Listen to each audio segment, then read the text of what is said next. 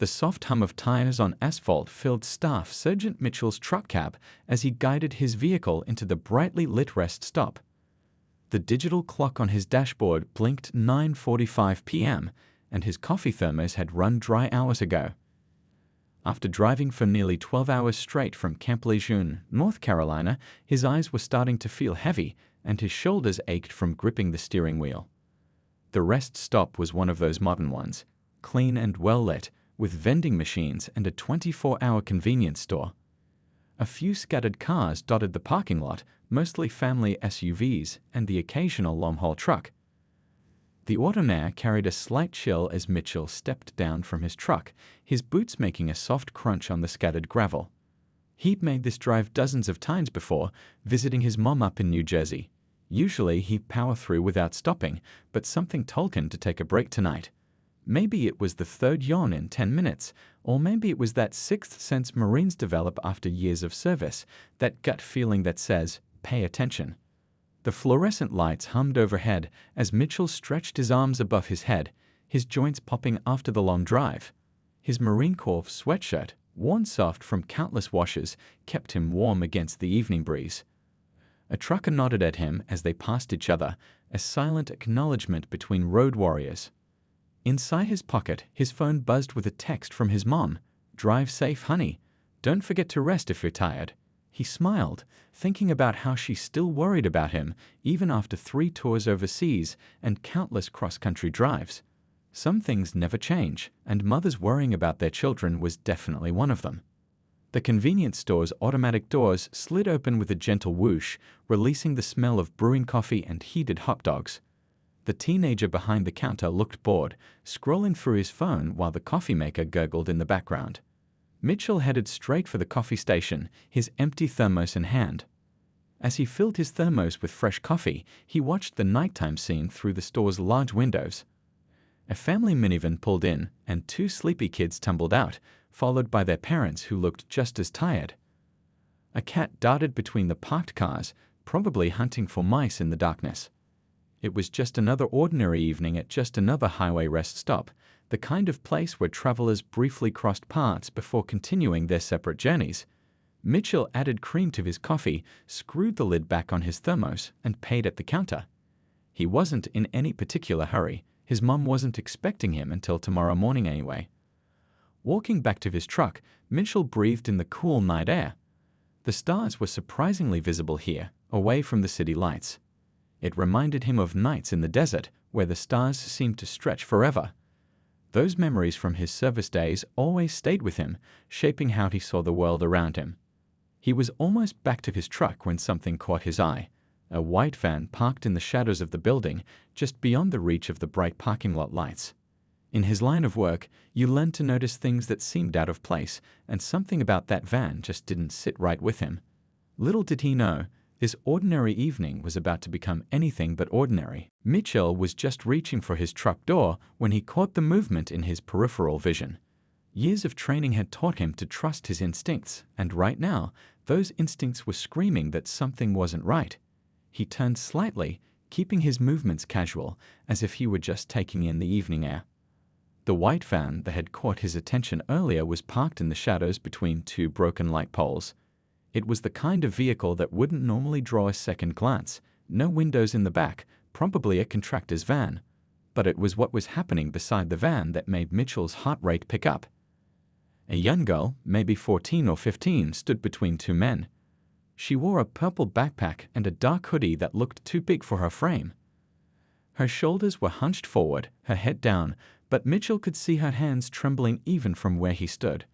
One of the men had a firm grip on her upper arm, while the other kept looking around the parking lot, his movements jerky and nervous. Mitchell had sat through enough security briefings at base to recognize the warning signs. The girl's body language screamed distress, the way she kept her eyes down, how she seemed to be trying to make herself smaller. Her feet dragged slightly as the larger man tried to guide her toward the van's side door. These weren't the actions of a teenager having a disagreement with her parents. The coffee in his hand suddenly felt cold. Time seemed to slow down, the way it often did when adrenaline kicked in.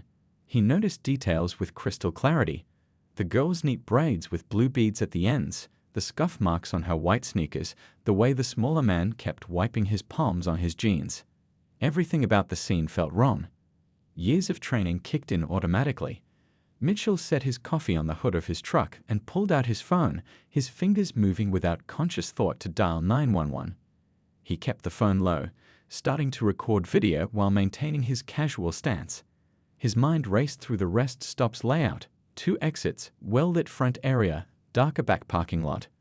The nearest town was at least 15 minutes away.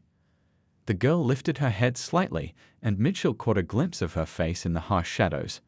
Silent tears tracked down her cheeks, but what struck him most was the look in her eyes, a mixture of fear and desperate hope when she spotted him watching. He'd seen that same look before, in war zones overseas, in the eyes of people who needed help but were afraid to ask for it. The larger man muttered something Mitchell couldn't hear, giving the girl's arm a rough tug. She stumbled slightly, her backpack sliding off one shoulder. The smaller man reached to grab it, and in that moment, the girl's face changed, a flash of defiance breaking through the fear. She tried to pull back, just slightly, but enough for Mitchell to know for certain this wasn't a family disagreement.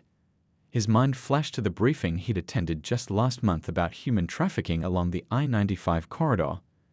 The statistics had been sobering. Hundreds of cases each year, many involving rest stops just like this one. The presenter had emphasized how traffickers often worked in pairs, how they targeted vulnerable young people, how they used isolated locations for abductions.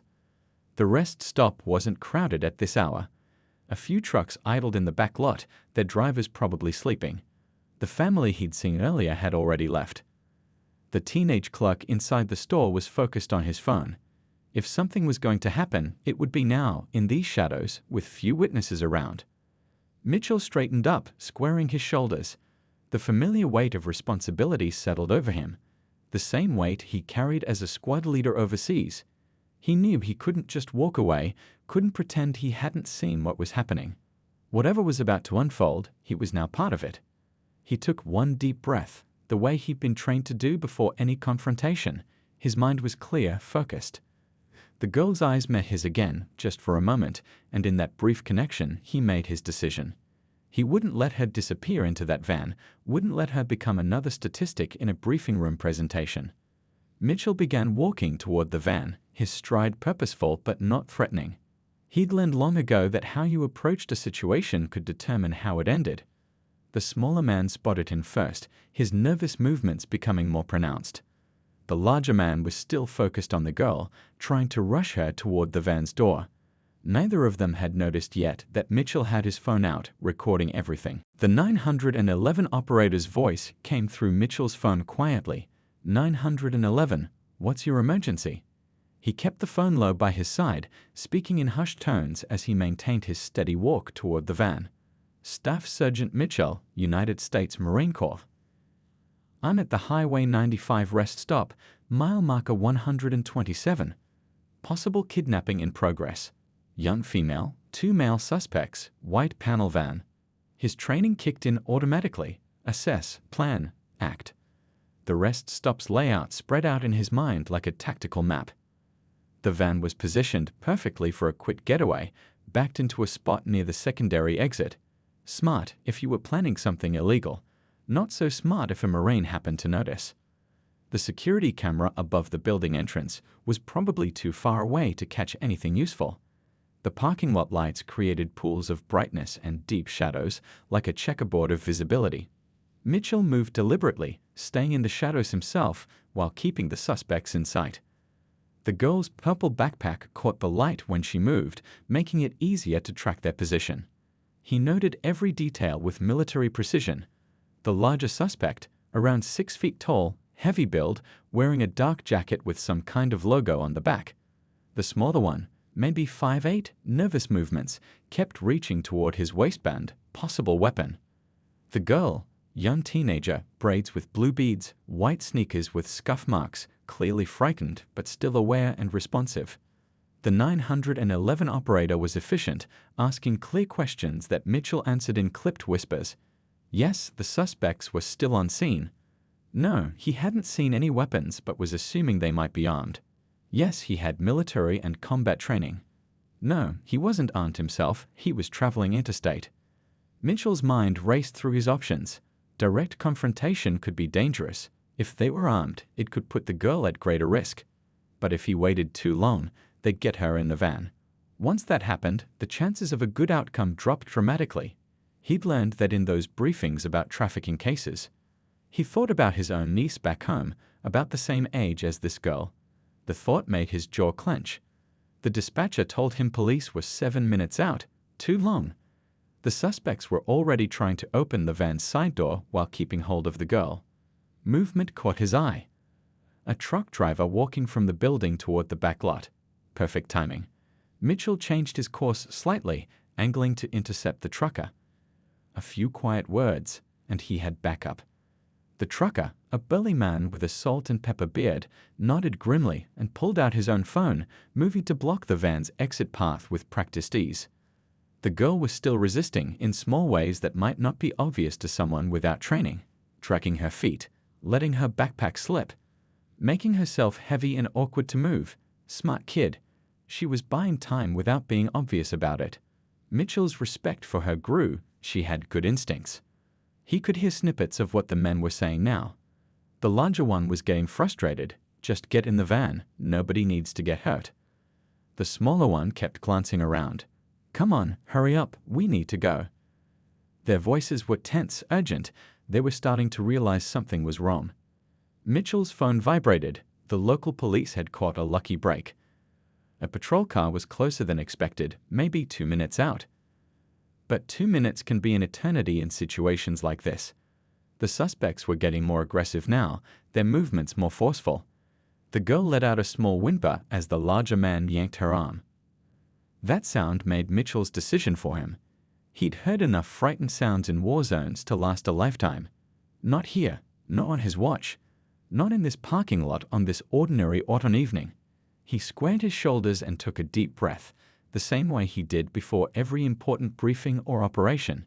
His voice, when he spoke, carried the full weight of his rank and experience. It was the voice that had commanded Marines in combat, the voice that had given orders under fire. He kept recording with his phone while he called out to them, his words measured and clear in the night air. The truck driver was in position now, his rig angled to prevent escape. Mitchell could hear distant sirens. The cavalry was coming. But right now, in this moment, it was just him, 2 suspects, and a brave young girl who deserved to make it home tonight. He took one more step forward, moving into the light where they could see his full height and bearing. The Marine Corps sweatshirt he wore suddenly felt like body armor, a symbol of everything he stood for. Mitchell's voice cut through the evening air like a blade. "Evening, gentlemen." Those 2 words, spoken with quiet authority, caused both men to freeze in place. The girl's eyes darted toward him, hope flickering across her face. "I'm Staff Sergeant Mitchell, United States Marine Corps. Mind telling me what's going on here?" He kept his stance relaxed but ready, the way he'd learned in close-quarters combat training. His position now blocked their path to the van's door, his 6'2" frame casting a long shadow in the parking lot lights. The phone in his hand continued recording, held steady at his side. The parking lot had grown quieter, as if the whole world was holding its breath. The only sounds were the distant hum of highway traffic and the low idle of the truck driver's engine. Even the crickets seemed to have gone silent, waiting to see what would happen next. "Just having a family disagreement," the larger man said, but his voice wavered slightly. His grip on the girl's arm remained tight, his knuckles white with tension. The smaller man had backed up half a step, his eyes darting between Mitchell and the van's exit route, now blocked by the semi-truck. Mitchell took another step forward, deliberate and measured. His voice remained calm, the same tone he used to talk down tense situations overseas. "That's so. Funny thing about family disagreements, I've never seen one where a teenager looks this scared of her relatives." The girl's shoulders straightened slightly at his words. He could see her gathering courage, drawing strength from his presence. The blue beads in her braids caught the light as she lifted her chin, looking directly at Mitchell for the first time. "I don't know these men," she said, her voice shaky but clear. "Please help me. They followed me from the vending machines." The words tumbled out quickly, as if she feared being silenced. I just wanted to get a soda while my parents were in the restroom. The larger man yanked her arm, making her stumble. Shut up. She's lying. She's just upset about. Mitchell cut him off with a raised hand, the gesture carrying all the authority of his rank and training. The man's mouth snapped shut automatically, responding to the command presence even against his will. Take your hand off her arm. Now. Mitchell's voice had dropped lower, carrying the kind of quiet threat that didn't need to be shouted. He took another step forward, positioning himself within arm's reach. The police are already on their way. A truck is blocking your exit. Think very carefully about your next move. The smaller man broke first. Man, this isn't worth it, he said, his voice cracking. He began backing away, hands raised. I didn't sign up for this. I'm out. The larger man's face twisted with anger, but uncertainty had crept into his expression. Mitchell could hear sirens now, getting closer. The girl must have heard them too, because she suddenly moved, trying to pull away from her captor. The man's grip tightened reflexively, and Mitchell saw his free hand clench into a fist. That was all Mitchell needed to see. His training took over, muscle memory from countless hours of practice. In one fluid motion, he stepped forward, his left hand grasping the man's wrist in a joint lock, while his right arm created a barrier between the girl and her captor. Last chance, Mitchell said quietly. Let her go. Each word carried the weight of absolute certainty. The man's eyes widened as he felt the pressure on his wrist increase slightly, just enough to demonstrate what could happen next. The girl pulled free, stumbling backward. The truck driver had come closer, his phone still recording everything. The smaller suspect had retreated to the edge of the parking lot, looking ready to run. Red and blue lights began to flash at the rest stop entrance, reflecting off the white van's surface. Mitchell maintained the joint lock, keeping his breathing steady. He'd learned long ago that moments like these were won or lost based on control, not just physical control, but emotional control as well. The man in his grip was breathing hard, starting to panic as the police lights got closer. On your knees, Mitchell commanded, using the same voice that had directed Marines through combat zones. Nice and slow. The police will be here in about 30 seconds, and how this ends is entirely up to you. He could feel the fight draining out of the man, replaced by the realization that it was over. The girl had backed away to stand near the truck driver, who had positioned himself protectively in front of her. Her voice was stronger now as she spoke to the 911 operator on the trucker's phone, giving her name and her parents' contact information. The sound of car doors slamming echoed across the parking lot as the first police officers arrived on scene. The police cars pulled into the rest stop with their lights flashing but sirens off, casting alternating red and blue shadows across the scene. The larger suspect was still trying to maintain some semblance of control, even with Mitchell's firm grip keeping him in check. Sweat beaded on the man's forehead despite the cool evening air. This is none of your business, the man growled, but his voice had lost its earlier confidence. He tried to shift his weight, testing Mitchell's hold, but the Marine's grip remained steady. Years of training had taught Mitchell exactly how much pressure to apply, enough to control, not enough to cause injury unless necessary. The girl had found her voice now, stronger with each passing moment. They were waiting by the vending machines, she explained, her words carrying clearly in the night air. I was getting a soda for my little brother. They said they had a gun. Her hands were shaking, but her chin was held high. They said they'd hurt me if I screamed. Mitchell felt a surge of protective anger, but kept his expression neutral. The mention of a weapon changed things. His eyes scanned the larger man's jacket, looking for any telltale bulges or unusual movements. The smaller suspect, still hovering at the edge of the scene, caught this look and quickly raised his hands higher. There's no gun, the smaller man called out, his voice cracking. We just said that to scare her. I swear, we didn't have any weapons. He was backing away further, looking desperately between the approaching police officers and his trapped partner. This was supposed to be simple. Just grab a kid and go. Nobody was supposed to get hurt. Two police officers approached with practiced caution, their hands near their weapons but not drawn.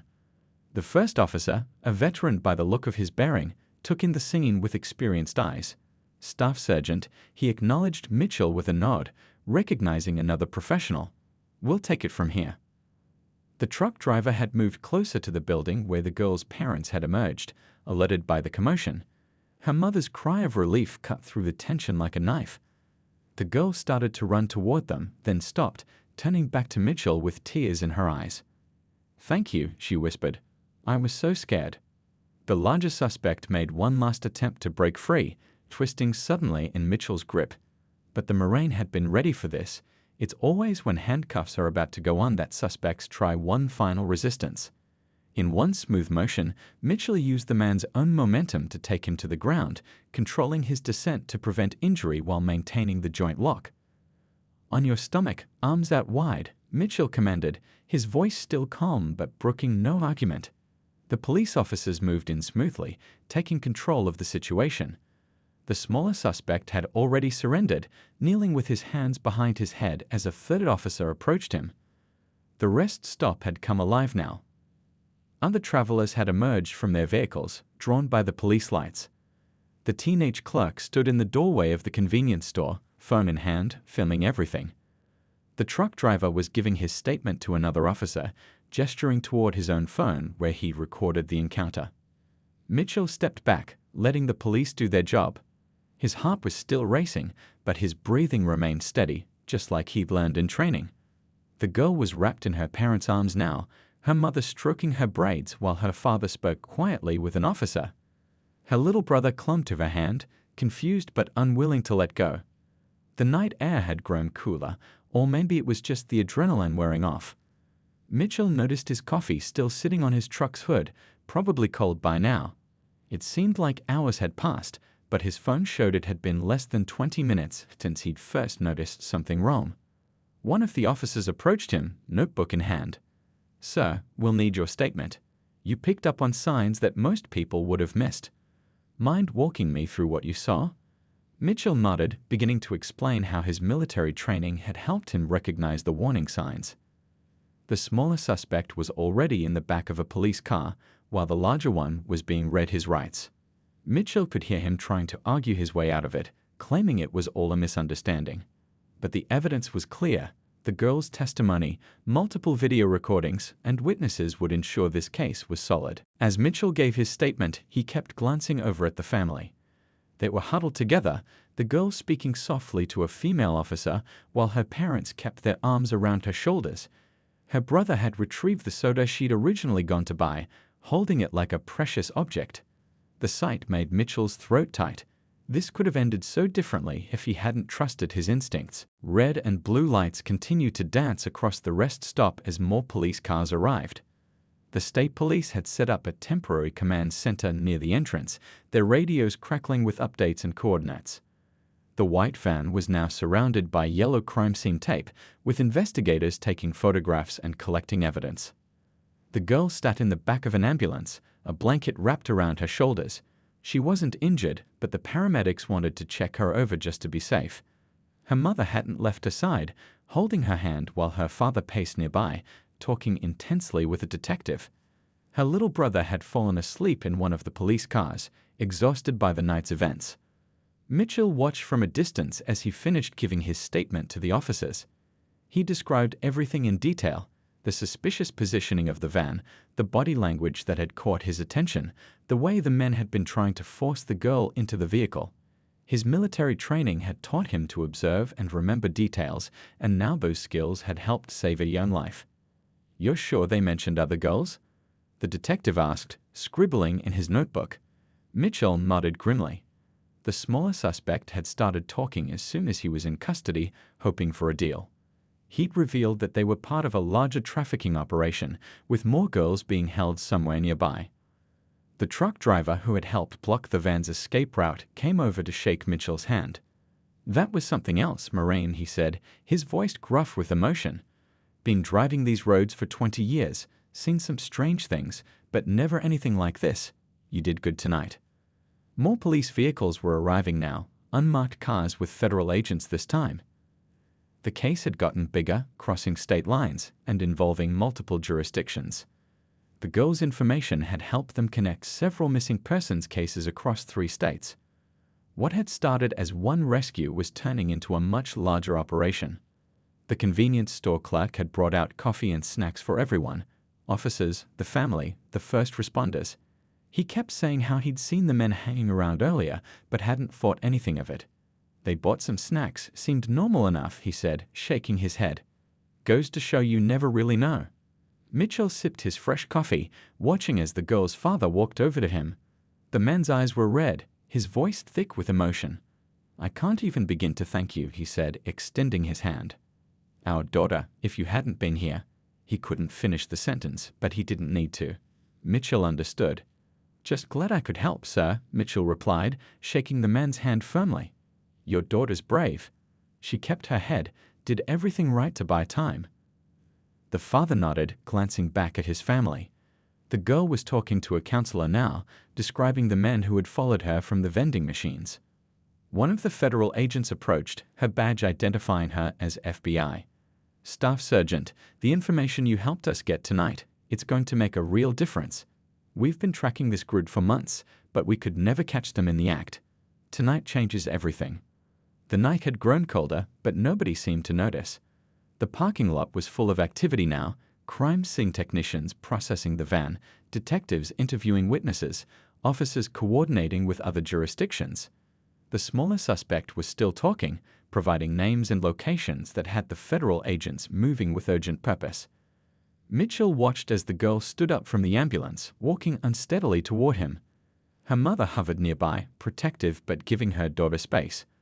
The girl's eyes were tired but clear, her voice stronger than before. The police said you're a Marine, she said. That you saw something was wrong and helped me. He knelt down to her eye level, the way he did with his niece back home. You helped yourself too, he said gently. You stayed strong, kept your head. That's not easy to do when you're scared. A small smile crossed her face, the first one since this whole ordeal began. The rest stop was starting to quiet down now. The suspects had been transported to the county jail, the federal agents were coordinating their next moves, and most of the onlookers had returned to their travels. But for Mitchell, the night wasn't quite over. He still had paperwork to fill out, statements to sign, and a promise to keep. He'd promised the family he'd stay until everything was finished, until they were safely on their way home.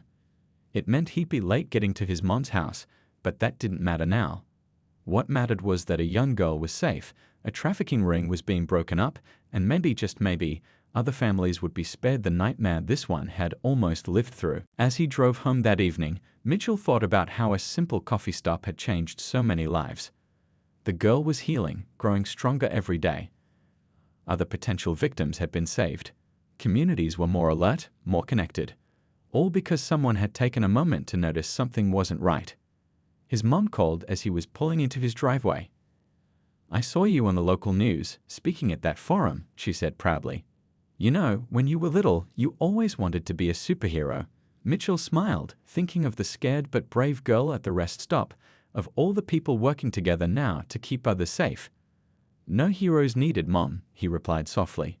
Just people paying attention and caring enough to help. As he hung up, he noticed a family walking down his street, parents pointing out the safety features of their neighborhood to their children. The ripples continued to spread, one person, one lesson, one community at a time.